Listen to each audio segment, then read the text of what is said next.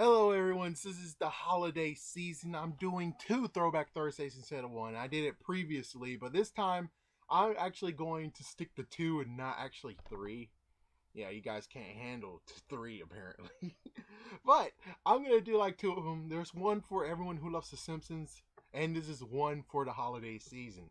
So today, for this movie, I'm going to talk about Home Alone, all five of the movies. While this is getting recorded, I only saw the first five movies. If there's a sixth one, oh god, no, along with, oh well, this is about the first five. So, one thing you should know about the Home Alone movies is that they always had a trend. They always had a trend. The fact of not only had a house broken into, no matter if it's their house in the first movie or he has a house that he went into and used as a booby trap, or the third movie, it's his house that they're breaking into and they have a real reason why to break into it.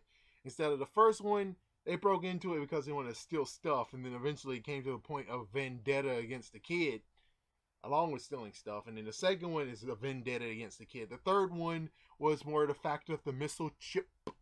The fourth one is because, well, what was the fourth one?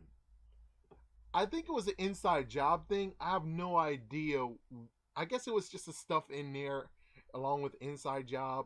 And the fifth one, it was just the fact of the painting was in there that they didn't know about. And since there was a painting in there that they didn't know about, the guy, this is the one where I'm like, dude, I feel sorry for the criminal. I shouldn't be feeling sorry for him, but I feel sorry for the criminal. That's messed up. You have a messed up thing if it's like, dude, I feel sorry for the criminal.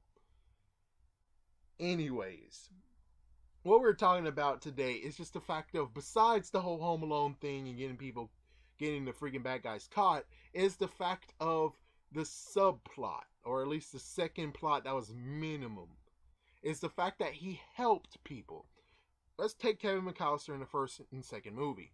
In the first movie, he helped this groundskeeper, or the person who always sprays salt on the sidewalk so people don't get hurt. He helped him face his regret or his embargo or exile from his son and family. And he actually told him, this dude, you shouldn't just be afraid. You should go. You should make an effort to actually call your son and see what happens instead of just worrying about, oh man, oh man.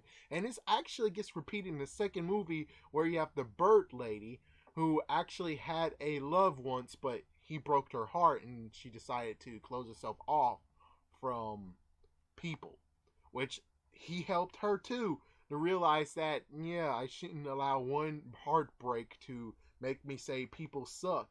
And now I think by the end of the second movie, she actually will open up to people and actually talk to them and everything else. The third movie was Mrs. Hess. The funny part is, like, I remember the name of the third movie. But anyways, yeah.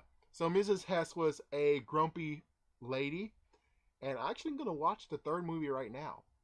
And still, so she was a grumpy lady, and she decided to close out everyone and be mean to everyone and stuff like that. But she doesn't really have to be. There was something in her life that just made her like that. But by the end of this whole entire thing that happened, she opened up. And it was because of, I don't think his name, oh, Alex. It wasn't Kevin. It was Alex. Yeah, and Alex actually helped save her because she was in her garage tied up and the freaking door was wide open, so she was going to freeze to death or catch her death. But he came to the rescue, he saved her, and by the end of that, she became less angry and more the fact of now she's a welcoming neighbor instead of just being a total curmudgeon. In the fourth movie, the good news is that the fourth movie, even though it's the suckiest one of them all, at least in the fourth movie, they do have a person that's like, he did help. And yeah, it was Kevin. Yeah, it's Kevin again, but it's a new version of Kevin. But anyways, so Kevin actually helped the butler realize that after working this job for so many years, it's time to retire and just enjoy life. So that's kind of good. That's nice. I'm glad he actually is doing that. Even though the lady is kind of getting screwed on this job because now she has to find a new person, and the new person has to learn all the stuff that she does and stuff like that, and also just the fact of she basically has, I forgot what it's called. You know, when you need a plastic bag to breathe. Yeah, she the person needs to have to that stuff. Besides that, besides that, we have the last movie, the fifth movie, and in the fifth movie, I don't think there's anyone. Yeah, there's no freaking adult getting helped by a kid. Instead, it's more like the fact of there's a kid helping out another kid in the neighborhood because I guess that neighborhood kid was lonely and crap.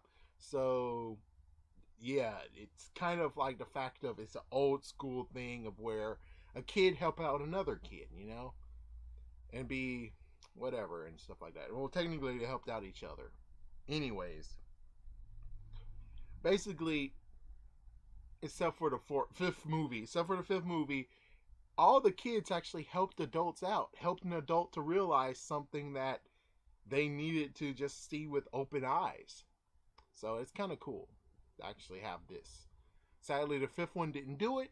But of course, if the fifth one would actually try this new approach, is the fact of since I felt sorry for the villain in this one, the bad guy, why not change it and make it like as if what happened in Jingle All the Way, where the bad guy, played by Sinbad, well, in quotations, bad guy, instead of not only going to jail, he at least gets to have the photo that, or the beautiful work of art masterpiece. He gets to still have it instead of being like, oh, well, the museum said it was stolen and all that stuff. It's like, but it sounds like to me, it was in his family for so long that even if the museum wants it back, and I bet I'm wrong on this, but I still say he deserves to have it. He deserves to have it if it's been in his family for so long. I mean, given yes, it was stolen and crap, but come on, seriously? Anyways, thank you for watching. And do you have any input on the Home Alone movies? Or is there anything I kind of missed? The fact of the fifth movie, I didn't see it. I only saw a television version. I actually bought it yesterday. Lucky for me, for $4 and something cents. I was hoping it was lower because it kind of deserves to be lower, but whatever. Anyways, yes, thank you for watching. Happy holidays, and talk to you guys very, very soon.